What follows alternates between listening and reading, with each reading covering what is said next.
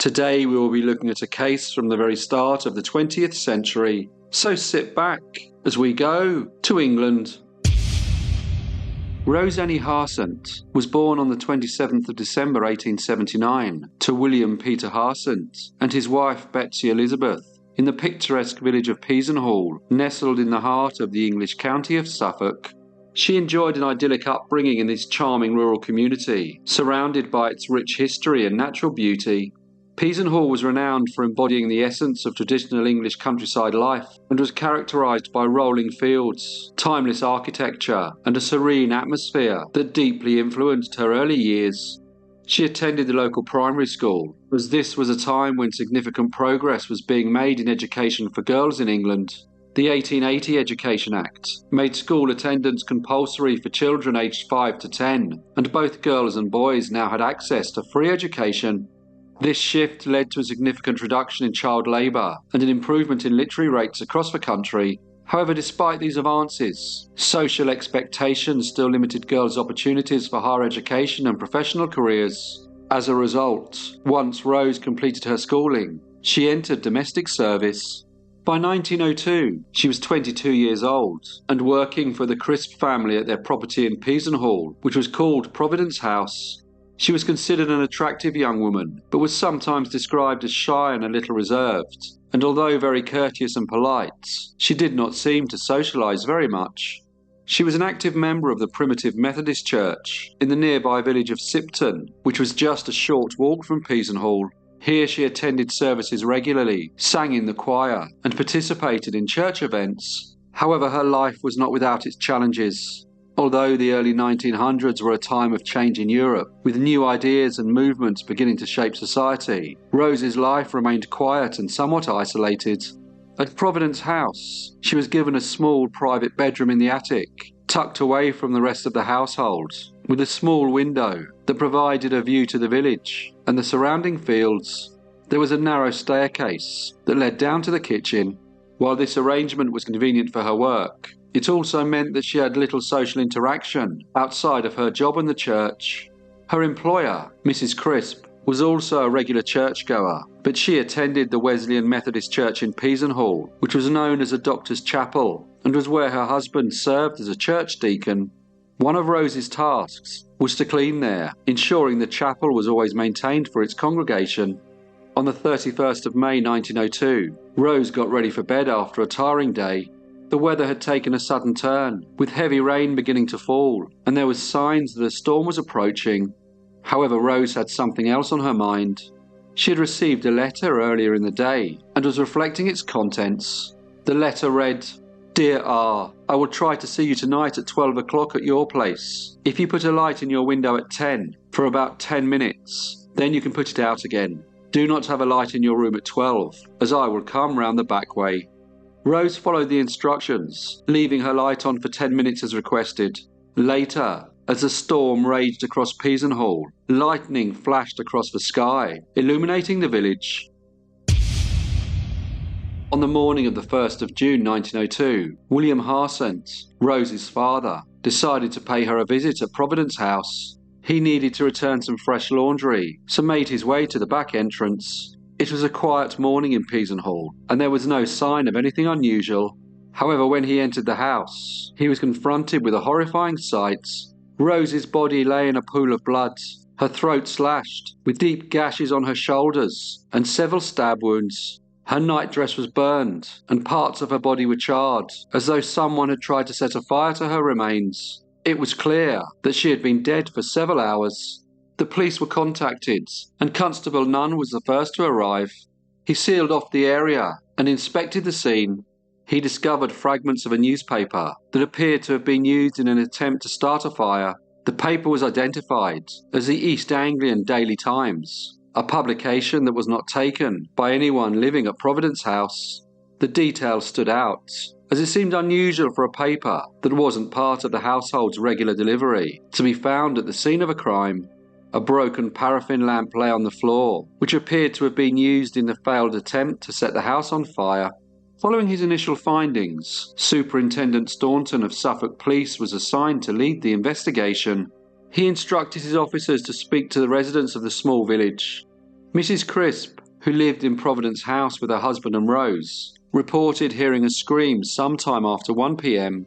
Another neighbour told officers that she heard the sound of breaking glass. However, these disturbing noises were vague and difficult to pinpoint. Following an inspection of the body by Dr. Lay, it was concluded that the death of young Rose Harsent had been caused by her own hand, but the nature of her wounds and the surrounding evidence led Superintendent Staunton to believe that she had been murdered. An inquest was conducted at the Swan Public House in Peasenhall, where the extent of Rose's injuries were revealed. She had been beaten, stabbed, and her throat had been cut. Marks on her hands suggested that she had fought back fiercely before succumbing to her injuries.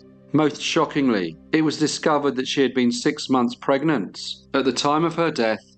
As police continued the investigation, they began to focus on a man named William Gardiner. He was a married father of 6, a well-known and respected figure in the village. He worked as a foreman at the local seed drill factory, a job that made him a prominent member of the community.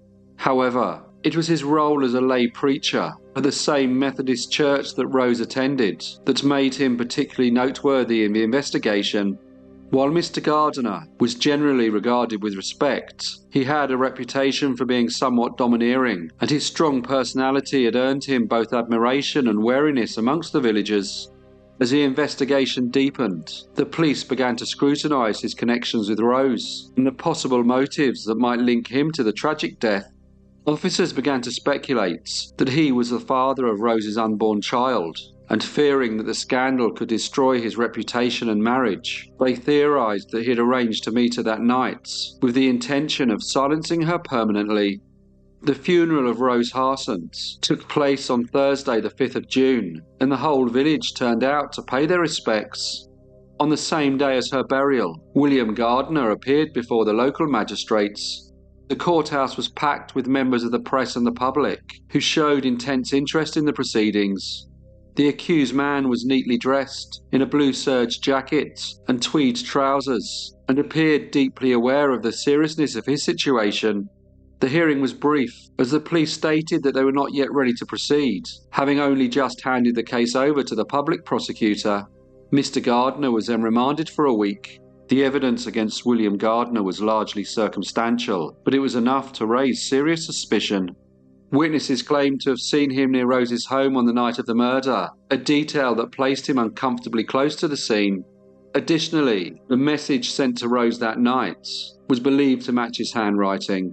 Another damning discovery was that his household subscribed to the East Anglian Daily Times, the same newspaper as the fragments used in the attempted fire. Adding to the intrigue, Mr. Gardiner's behaviour following the murder was described as nervous and evasive by those who spoke to him.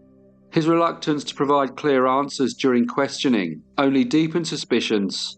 Yet despite these troubling details, there were significant challenges to building a case against him. No direct evidence tied him to the crime, and his wife provided him with an alibi. She insisted that he had been at home on the night of the 31st of May, and dismissed rumours that her husband and Rose were involved in an illicit relationship. A neighbour corroborated Mr. Gardiner's statement by telling the police that he had seen Mr. Gardiner at home that evening. While other potential suspects were considered, including local men who might have had disputes with Rose, they were ultimately dismissed due to lack of evidence. So despite the gaps, the police remained firmly focused on William Gardiner, convinced that he was their most likely suspect. William Gardiner was then charged with Rose Harsent's murder and was committed for trial at the Ipswich Assizes. The trial eventually began on the 7th of November 1902, and William Gardiner pleaded not guilty. The prosecution was led by Henry Fielding Dickens, who was the son of the famous author Charles Dickens. The defence was led by a young barrister named Ernest Wilde, who raised concerns about the delays in the case coming to court. He stated that Mr. Gardiner had been detained for far too long, and that there was a waxwork displayed in an exhibition in the seaside town of Yarmouth, which depicted him as the guilty party. He told the judge that this had influenced public feeling against his client. Justice Graham, however, said that a significant case like this should not be rushed to make sure that the accused received a fair trial. The judge also informed the court that he had dismissed the theory that Miss Harsent could have taken her own life, as the wounds could not have been self-inflicted, and that it had been deemed that there was sufficient evidence to justify the trial. The prosecution presented their theory that Mr. Gardiner had been involved in an improper relationship with Rose, which had resulted in her becoming pregnant. It was alleged that he had written an anonymous letter to the young woman, arranging a meeting just before midnight on the 31st of May. This letter had been examined by handwriting experts, which the prosecution claims proved that Mr. Gardiner was the author. They went on to say that Mr. Gardiner did not initially keep the appointments due to the severe storm that night, and stayed with his wife until 1:30 a.m. on the 1st of June, which was the morning of the murder. The prosecution further alleged that Mr. Gardiner left his own home and walked to Providence house where Rose lived, met her in the kitchen, and attacked her with a knife. They claimed he then poured paraffin oil over her body and attempted to set it alight. Near Rose Harsent's body, investigators had discovered a broken medicine bottle, which was labelled for Mrs. Gardiner's children and smelt of paraffin oil. A knife with traces of blood was also found in Mr. Gardiner's possession. James Morin, a gamekeeper, testified that at 3 a.m. on the 1st of June, he noticed footprints leading from Mr. Gardiner's home to Providence House. The footprints had distinctive barred marks across the soles, which matched a pair of rubber-soled canvas shoes later found at Mr. Gardiner's property. However, under cross-examination, Mr. Morin admitted that he did not report this discovery to the police until the 6th of June. Herbert Stanion, a neighbour of the Gardiners, stated that on the morning of the 1st of June, he saw Mr. Gardiner in his wash house and could not confirm if he had been washing blood from his person and his clothes. Mr. Richards, who was the secretary of the Smith seed drill factory, testified that envelopes found amongst the deceased's belongings were similar to those used in the factory where Mr. Gardiner worked. Mr. Richards noted that Mr. Gardiner frequently used such envelopes. William Harsent was another witness. He was the deceased young woman's father, and although visibly upset, he described the harrowing scene when he discovered his daughter's body. Constable Nunn provided details about the crime scene. He reported that Rose's nightdress was burnt and that there was a lot of blood on the floor. He added that when he found the body, Rose was lying partially on the staircase and partially on the floor, and that there was a local newspaper beneath her head. He went on to tell the court that after looking in the bedroom he noticed that the bed had not been slept in, and that there was an anonymous letter on the desk arranging a midnight meeting, as well as some indecent verses. He added that a shawl had been fastened over the kitchen window. Mrs. Gardiner was next to testify. She said that the medicine bottle found at the scene could have contained camphorated oil, as she claimed to have once given such a bottle to Rose when she had a cold. She also stated that on the night of the 31st of May, she and her husband had stayed with a neighbour named Mrs. Dickinson until about 1:30 a.m, as Mrs. Dickinson had been frightened by the storm. She said that afterwards they returned home and went straight to bed. Constable Nunn had already told the court that Mrs. Gardiner had cooperated fully with the investigation and had provided the requested items of clothing, none of which had shown signs of recent washing. The constable had also confirmed that Mr. Gardiner's reported movements on the night of the crime were always consistent and that Mrs. Gardiner had never deviated from her original statements. Another witness was Dr. J.C. Richardson, who conducted the post-mortem examination. He testified that the deceased had 2 deep wounds to the throat, which had severed the trachea, and 1 wound to the chest. Defensive cuts on her hands indicated that she had tried to fend off her attacker. Dr. Richardson concluded that the burns occurred after death and ruled out suicide as the cause. The prosecution also presented letters found amongst the deceased's belongings, including 2 that referred to an alleged scandal between her and Mr. Gardiner. However, the defence countered by highlighting other indecent letters discovered in Miss Harsent's room that were deemed too disgraceful to read in court. These letters, which had been written by a young man named Frederick Davis, had no connection to Mr. Gardiner. Copies of these letters were provided to the jury for private review. Superintendent Andrews confirmed that Mr. Gardiner had denied writing the incriminating letters or using the envelopes in question.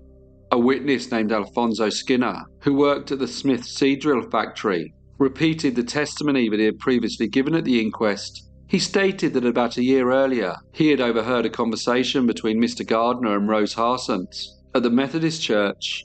According to Mr. Skinner, the exchange began with Miss Harsent asking, "Did you notice me reading the Bible last Sunday?" To which Mr. Gardiner replied, "What were you reading about?" Miss Harsent then responded, "I was reading about what we've been doing here tonight. I'll tell you where it is." A reference was then made to a passage in Genesis, which Mr. Skinner interpreted as implying that the two had engaged in immoral behaviour. While Mr. Skinner had overheard more of the conversation, it was deemed unsuitable for public disclosure. Another witness named Mr. Wright corroborated Mr. Skinner's accounts and added that Mr. Gardiner's behaviour with Rose had raised significant suspicions. Mr. Wright also stated that after he and Mr. Skinner had shared their observations with colleagues at the seed drill factory, Mr. Gardiner, who was their foreman, accused them of misconduct. He added that following an investigation by the church, both men received a letter from Mr. Gardiner's solicitor threatening legal action if they did not apologise.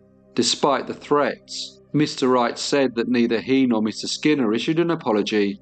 The defence, however, reminded the court that despite the accusations, the church had made their own internal investigation, which concluded that Mr. Gardiner maintained his roles as Sunday school superintendent, class leader, and other positions within the Primitive Methodist Church.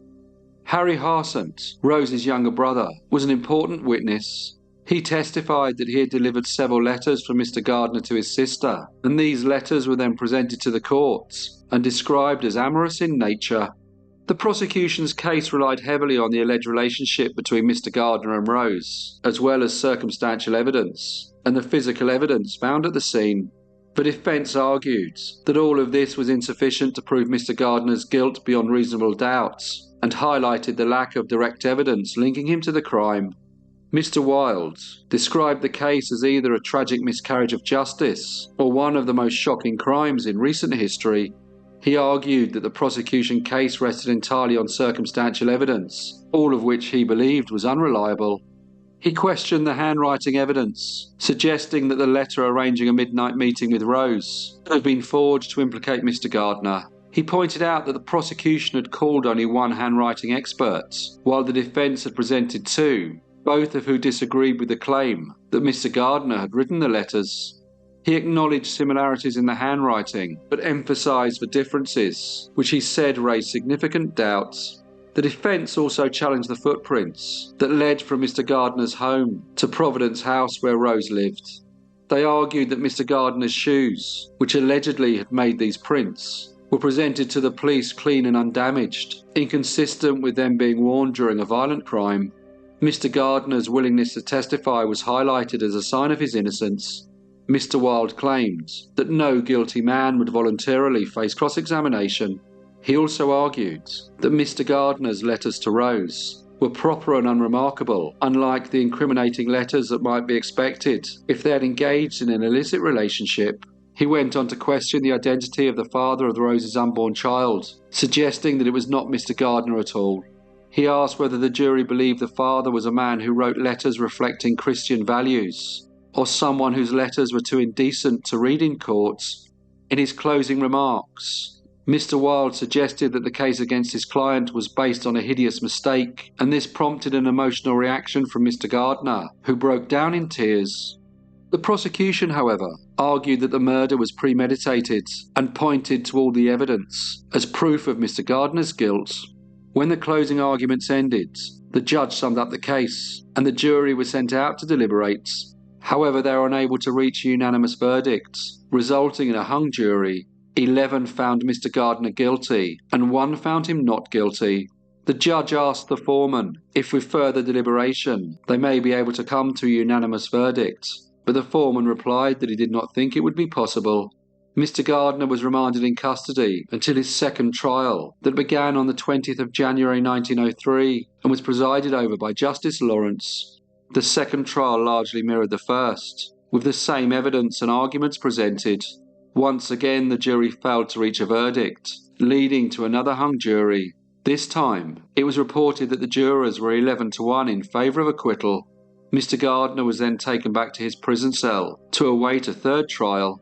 However, it was later decided that following the 2 inconclusive trials, the case against Mr. Gardiner should be dropped, and he was released. He went back to Peasenhall, but his life was no longer the same, as many villagers believed that he had in fact killed young Rose Harsent and should have been convicted. The stigma of having been a murder suspect lingered, and his reputation had suffered irreparably. He eventually moved away with his family, seeking to build his life elsewhere. The murder remained unsolved, leaving the press and the public to speculate about what truly happened on that fateful night. Over the years, other suspects have been presented, and there are those that consider that Mrs. Gardiner was a true perpetrator, enraged that her husband was having an improper relationship with a 22-year-old young woman. She wrote Rose a letter, and when William Gardiner was asleep in the early hours of the 1st of June 1902, she went to Providence house and murdered Rose. There have also been suggestions that it was an unknown perpetrator who committed the murder. And of course, many believe that after 2 inconclusive trials, Mr. William Gardiner got away with murder. William Gardiner remains one of the few individuals in English history who have stood trial for murder without a verdict ever being reached. He died in 1941 at the age of 74. Hello everyone, and thank you so much for listening. As usual, please leave any comments or feedback you may have, and I hope to see you all again in the next brief case